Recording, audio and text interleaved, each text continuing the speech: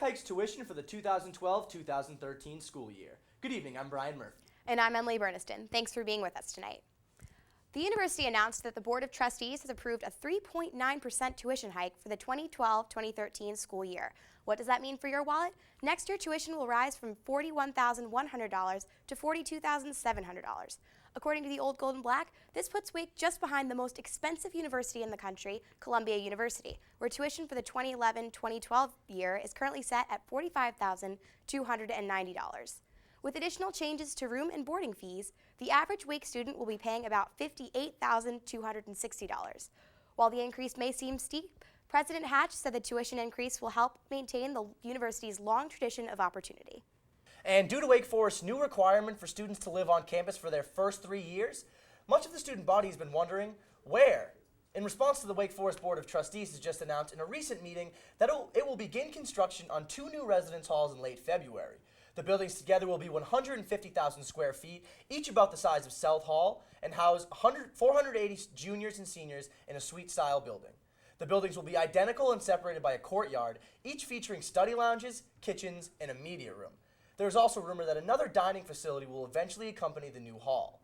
The building will be located just west of Farrell Hall, the enormous new business school on the northern end of campus. Looks like there's going to be a lot of action on campus in the coming months.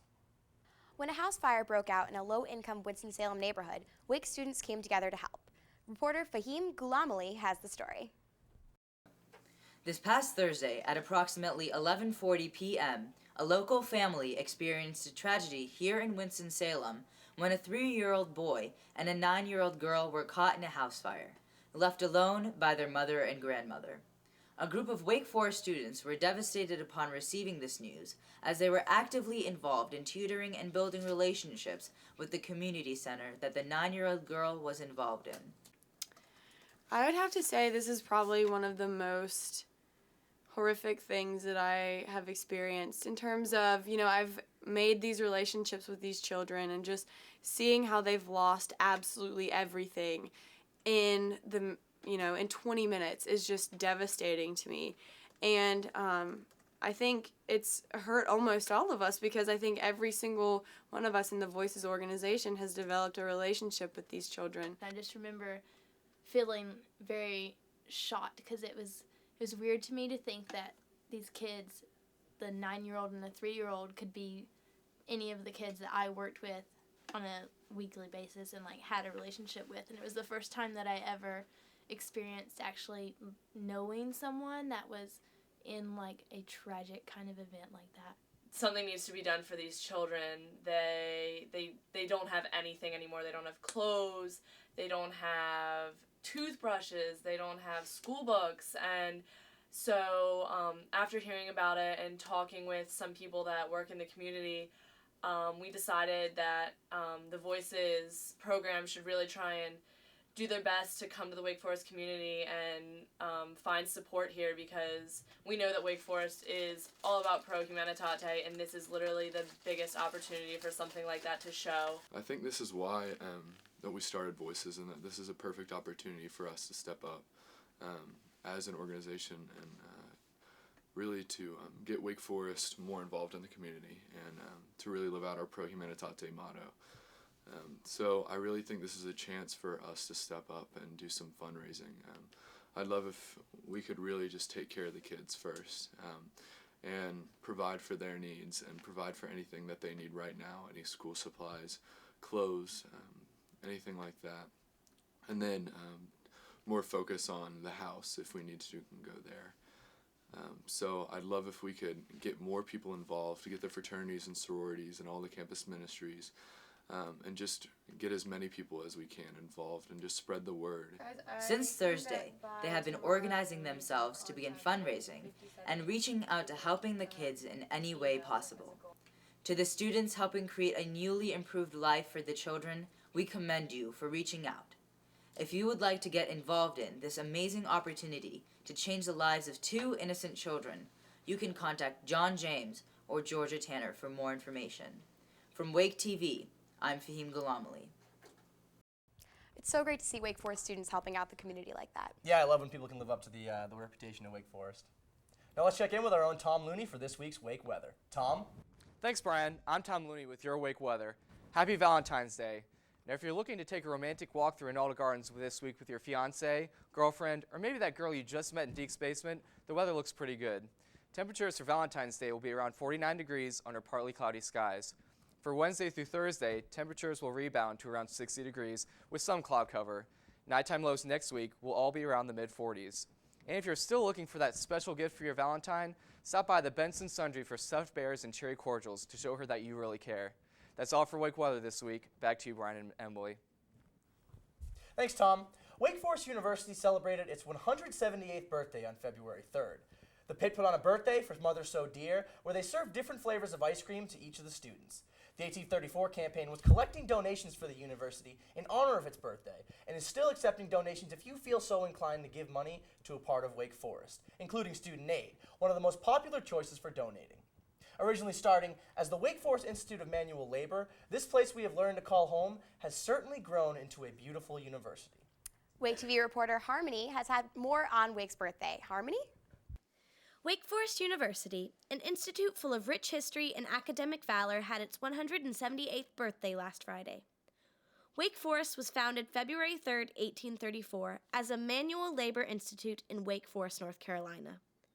Through the years, Wake Forest has evolved as an institute, becoming a college in 1838 and a university in 1967. Wake Forest moved to the Rinaldo campus in Winston-Salem in 1956. The campus started out as the backyard of the R.J. Reynolds estate and was donated by Charles and Mary Reynolds. Last week's birthday festivities included a scavenger hunt, a birthday video, and a party in the pit for the students that was hosted by the 1834 Student Giving Campaign, the Office of Student Life, and the Alumni Office. Wake Forest's beautiful campus is full of great history, from Waite Chapel to the Z. Smith Reynolds Library. Wake students are fortunate to learn in an institute of such great elegance and tradition.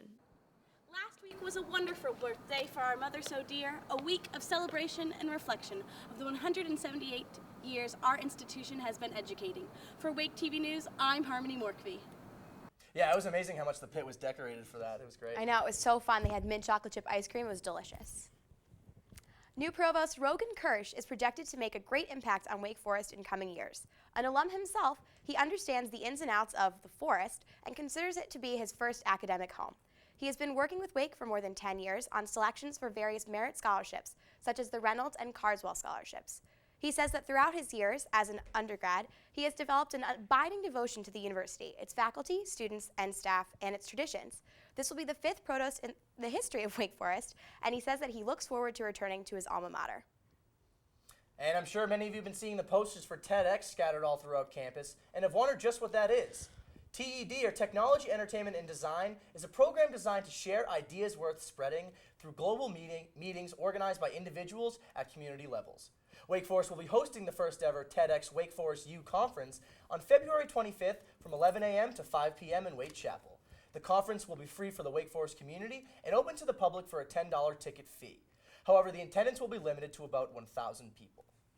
And Wake Forest graduate Lawrence Schlossman gained national recognition recently when the New York Times named him a new breed of fashion blogger. The Times article featured Schlossman as part of a group of male fashion bloggers who are making a macho mark on the fashion world.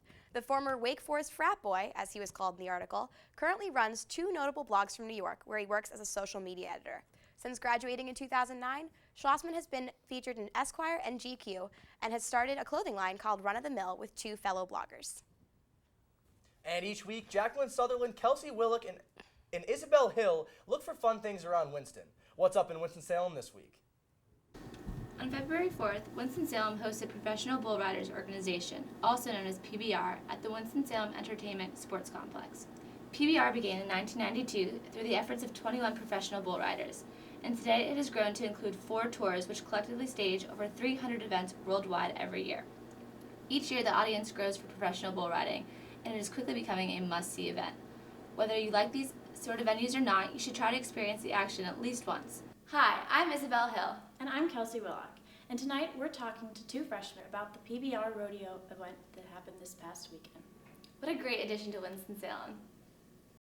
Well, the PBR was really interesting. It was my first time being there, going to any kind of bull riding event. I'd heard like some great things about it from friends who had gone before and heard that it was kind of like a crazy experience. So I had a great time. Like, we dressed up and like got really into it and just kind of like made the best of the experience. And like, I definitely recommend it to tons of people. It was something like I never expected to do, and like it kind of added like a fun twist to our weekend. Like, you know, change it up, not like the usual thing you do every weekend. For Wake TV News, I'm Isabel Hill. And I'm Kelsey Willock. Thanks, ladies. And each week, Megan Lavelle keeps you in the loop with all the best things happening on campus with Campus Countdown. Megan, what's going on this week? Hi, everyone. I'm Megan Lavelle with your Campus Countdown. I'm here to count down the top 5 events happening on campus this week to keep you out of the ZSR and having fun. Coming in at number 5 this week is the classic Benson Study Break. Been hitting books up a little too hard this week? Not to worry. On Thursday, February 16th from 2 to 4 p.m., Benson will be hosting a study break in room 218. There'll be plenty of free coffee, tea, cookies, and other goodies to munch on and take your mind off that stressful exam coming up. Be sure to swing by. Number 4 on the countdown this week is the Student Union Film Series presentation of the Academy Award-nominated film Moneyball, starring none other than Mr. Brad Pitt. The film is based on the book of the same name released in 2003, which discusses baseball economics and the often flawed nature of baseball insiders of the past. It's a frontrunner for many awards this season, so be sure not to miss it on Friday, February 17th at 7 p.m. in Pew. Coming in at number 3 this week is Late Night Open Mic Night at our beloved Shorties. On Saturday, February 18th at 10 p.m., head on down to Shorties to hear your friends show off their talents during this late night treat. Grab a plate of Shorties' famous sweet potato fries, kick back, relax, and enjoy your Saturday night. At number 2 this week is a chance to support our Demon Deacons. The men's basketball team will be taking on rival Georgia Tech Wednesday, February 15th at 7:30 at the Joel. There'll be shuttles running to and from the game, so there's no excuse not to throw in some tie-dye and go support our Deeks. I promise the library will still be there when you get back. And finally, it's time for the number 1 event on campus this week. It happens every year, but somehow it always sneaks up on us. This Tuesday, February 14th, is none other than Valentine's Day. Don't know what to do to make this day special for your special someone? You're in luck. Wake does a great job at paying homage to this sometimes stressful day. Shorties usually run specials for a romantic dinner for 2. You'll forget you're even in the Wake bubble. There'll be plenty of other little things around campus to brighten your V-Day this year, so who knows what wild DJ-infused party you'll walk into in the pit on Tuesday. So take advantage of all the excitement without having to make that long journey to parking lot queue. That'll do it for your Campus Countdown this week. I'm Megan Lavelle. Back to you, Brian and Emily. The 2012 Republican primary has been a hot topic in the media this year. Rick Santorum upset leader Mitt Romney by winning 3 state caucuses in a row, creating an entirely new atmosphere within the presidential race. Santorum won 40% of the votes in Colorado, 45% in Minnesota, and 55% of the votes in Missouri. These wins have not bonded delegates to any particular candidate, however. They were given Santorum in a strong second win and aided in his campaign fundraising. Approximately $250,000 was raised for the Santorum campaign last night. With caucuses in Maine, Arizona, and Michigan in the upcoming weeks, the Super Tuesday on March 6th, anything could happen in this tight race for frontrunners Mitt Romney, Rick Santorum, and Newt Gingrich for the GOP nomination. And whether you enjoy the game, the halftime show, or even just the commercials, the Super Bowl is one of the most highly watched events year in and year out. This year's Super Bowl 46 was no exception. While the outcome was favorable for some, others are inching at the chance for revenge in the future. The commercials shown this year provided some of the largest hype surrounding the game. Major corporations such as Coca-Cola, Pepsi, Chevy, and Budweiser put on humorous commercials for all to enjoy. CNN reported that a 30-second advertisement ran for about $3.5 million. Some companies simply seek national recognition, while others can expect returns far greater than the cost of their commercial. Now it's time for these corporations to start planning how to compete next year. And that's all we have this week for Wake TV News. And as always, I'm Brian Murphy. And I'm Emily Burniston. Thanks for watching and tune in next week. Don't you hesitate.